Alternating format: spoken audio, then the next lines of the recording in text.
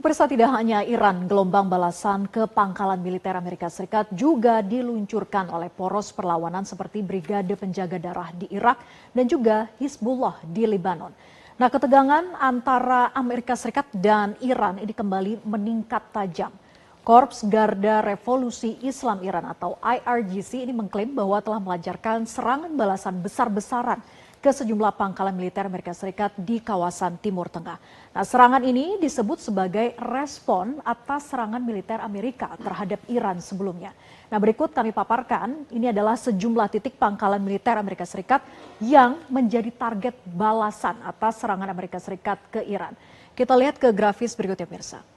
Nah, ini adalah beberapa titik pangkalan yang ada di Irak, kemudian juga di Arab Saudi, kemudian Kuwait, Bahrain, Qatar, hingga Uni Emirat Arab.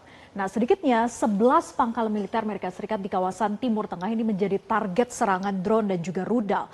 Salah satu serangan ini dilaporkan terjadi di pangkalan udara Sheikh Isa di Bahrain. Nah, sekitar 20 drone dan juga 3 rudal ini menghantam pangkalan tersebut. Dan kemudian pemirsa, gedung komando utama dilaporkan juga hancur, sementara tangki bahan bakar pesawat terbakar hebat serta memicu kepulan asap besar di sana.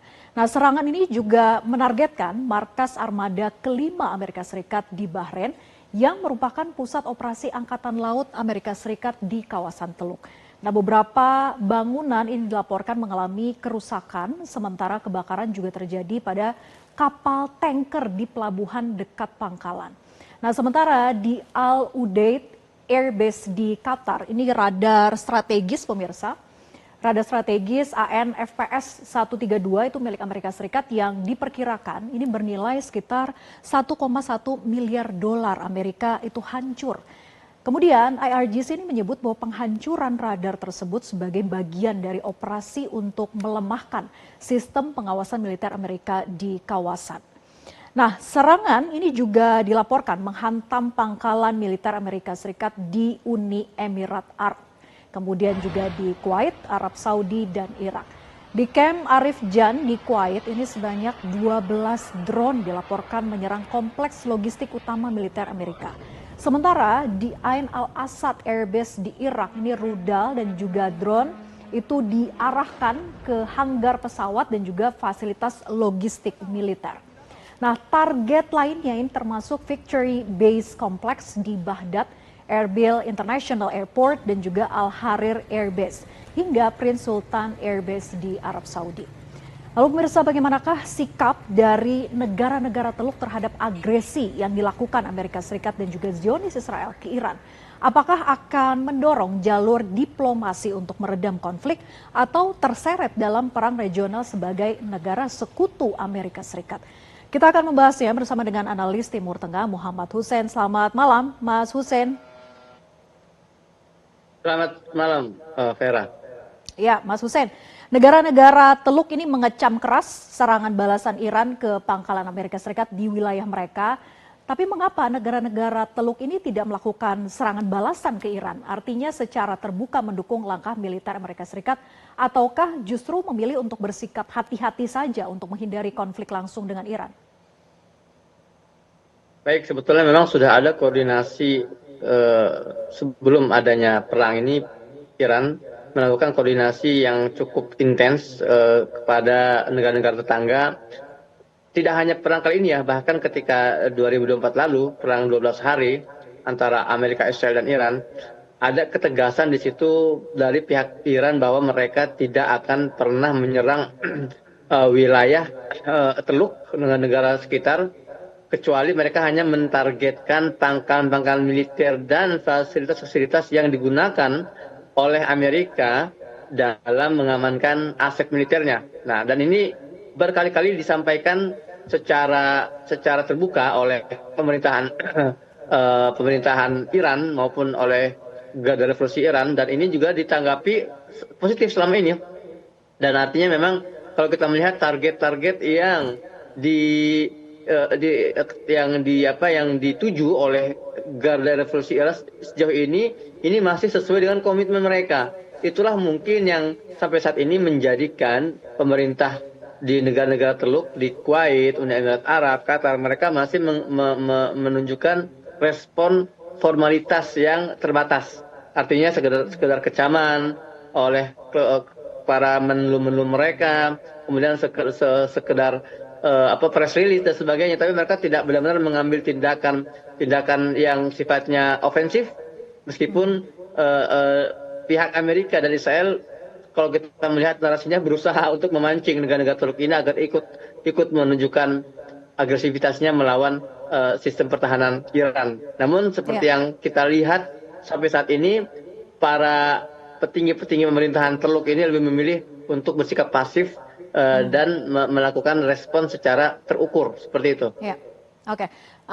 Tapi jika konflik ini terus berlanjut, Mas Hussein, dan juga pangkalan militer Amerika Serikat di kawasan Teluk ini tetap menjadi target sasaran serangan Iran, apakah negara-negara Arab kemudian akan berubah pikiran, akan mempertimbangkan untuk terlibat langsung ke dalam perang yang lebih luas, artinya perang regional, apalagi jika invasi darat itu benar-benar akan direalisasikan oleh Trump? Ya, jadi memang kalau kita melihat sejauh ini, kalau artinya semua kemungkinan masih terbuka ya, semua kemungkinan masih terbuka, itu standing pointnya. Apakah kalau perang ini memanjang, kemudian durasinya itu semakin melebar, ya ada kemungkinan mereka ikut. Namun perlu kita garis bawahi bahwa kalau melihat gestur dan narasi politik para pemimpin Teluk hari ini, mereka juga terlihat sebetulnya kaget dan terkejut melihat ternyata pangkalan militer Amerika yang harusnya itu menjadi semacam jaminan keamanan di tempat mereka itu malah menjadi momok. Dan kita bisa melihat beberapa footage amatir bagaimana Amerika memindahkan aset militernya, pesawat-pesawat tempur yang mereka pindahkan dari pangkalan-pangkalan militer, karena ternyata sistem pertahanan rudal yang dimiliki oleh Amerika dan oleh negara-negara Teluk ini ternyata tidak bisa mencegah serangan-serangan Iran ya yang sangat masif sekali. Maka sekali lagi 6 hari terakhir ini membuka mata para petinggi negara-negara Teluk bahwa ternyata militer Amerika tidak sekuat itu, dan bukannya menjadi kekuatan yang harusnya melindungi mereka, tapi malah menjadi momok yang akhirnya merusak kondisi mereka di negara masing-masing. Nah, maka kita bisa melihat, kalaupun misalnya nanti Donald Trump bersikeras untuk melakukan serangan darat, meskipun ya kita harus dengar juga narasi tadi malam Donald Trump menegaskan di depan pers bahwa mereka tidak ada niat untuk sejauh ini, tidak ada niat untuk melakukan serangan darat. Ya. Nah, kalaupun terjadi serangan darat, seperti yang disampaikan oleh pihak kemiliteran Iran, yang mereka mengatakan dengan tegas dalam wawancaranya, kami menunggu hal itu. Artinya Iran sudah membuat perhitungan yang dalam terkait kemungkinan-kemungkinan yang akan terjadi sekiranya serangan udara ini gagal melumpuhkan kekuatan Iran. Dan kalaupun Amerika bersikeras atau berniat untuk melanjutkan invasinya sampai ke serangan darat, maka Iran sudah membuat statement jelas pihaknya siap untuk dan menunggu kedatangan Amerika dan sekutunya untuk melakukan serangan darat. Tapi apakah negara-negara Arab ini sebenarnya memiliki ruang diplomasi gitu untuk menjadi penengah konflik Iran dengan Amerika Serikat dan Israel, atau justru posisi mereka saat ini membuat semakin terpolarisasi karena negara Arab sudah menjadi sekutu Amerika Serikat? Iya, ini menarik sekali sebetulnya. Selama ini kan yang menjadi mediator kalau konflik seperti ini biasanya Amerika. Terakhir itu misalnya ketika perang 12 hari antara Israel yang didukung Amerika melawan Iran, saat itu kan akhirnya Amerika turun menjadi mediator. Nah, apakah perang kali ini yang melibatkan langsung Amerika sebagai aktornya, lalu Iran juga sebagai aktornya, apakah mungkin negara-negara Teluk ini bisa menjadi mediator? Ya, sekali lagi kemungkinan masih terbuka. Dan ya, diberitakan oleh channel 12 Israel, dikutip dari Reuters, bahwa sebetulnya ada koordinasi antara Washington dengan Iran di balik eskalasi ini yang tidak diketahui oleh Israel. Artinya negosiasi itu masih kemungkinan terjadi, meskipun mungkin bukan negara-negara Teluk yang akan menjadi mediatornya. tapi mungkin Cina atau mungkin Rusia atau negara-negara yang memiliki istilahnya hegemoni yang lebih besar dibandingkan mereka. Meski demikian juga Al Jazeera melaporkan adanya juga komunikasi antara negara-negara Teluk untuk mulai berkoalisi menghentikan atau menarik investasinya dari Amerika sebagai bentuk tekanan juga, sebagai bentuk tekanan agar Amerika ini mau menyelesaikan konflik ini lebih cepat ya dan tidak menggunakan kekuatan militer lebih lanjut karena melihat kerusakan yang terjadi. Artinya apa? Artinya ada upaya-upaya yang dilakukan oleh negara-negara Teluk sejauh ini untuk memediasi tidak secara langsung, tapi dengan menggunakan pendekatan tadi ekonomi dan pendekatan investasi dari Amerika dan beberapa negara-negara Eropa. Sekali lagi kita melihat memang perang ini terlalu panjang sejauh ini sudah 6 hari dan itu tidak terbiasa. Para pemerintah Teluk itu tidak terbiasa hidup dalam kondisi seperti ini. Jadi mereka berusaha agar konflik ini bisa segera selesai berapapun harganya. Iya, dilematis sekali, terlebih lagi Amerika Serikat, Trump mengatakan ingin perang ini panjang begitu, 4-5 minggu bahkan bisa lebih. Gimana itu Mas Hussein?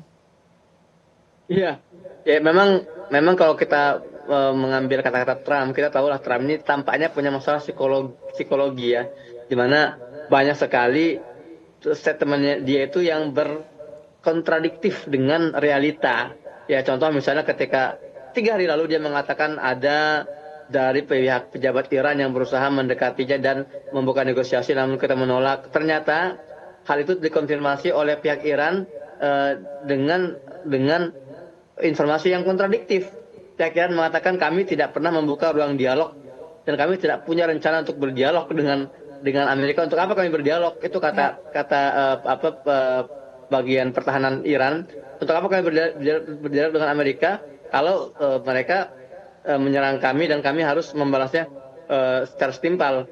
Artinya ada banyak kontradiktif. Dan kalau tadi dikatakan bahwa Trump bragging bahasanya itu ya, berkeluar ini akan memakan waktu sampai 4 pekan.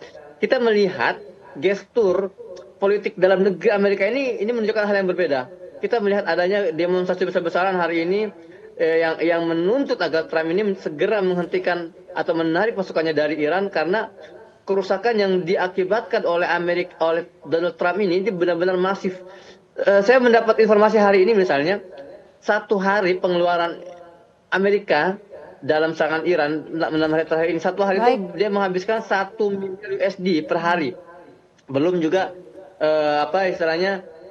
untuk akomodasi kapal-kapal induknya, kemudian kerusakan yang harus diganti. Ini 1 miliar itu baru bicara pengeluaran ya, pengeluaran artinya roket-roket, kemudian bahan bakar yang digunakan. Nah, itu benar-benar menguras. Bahkan Pentagon pun kemarin sudah meminta tambahan kucuran dana sekitar 50 miliar US dollar lagi untuk menutup kekurangan itu. Artinya apa? Amerika sedang terluka parah dan ini berbalik ya, beda sekali dengan ambisi Donald Trump yang mengatakan akan terus melanjutkan perang ini minimal 4 pekan. Maka saya rasa itu akan terjadi.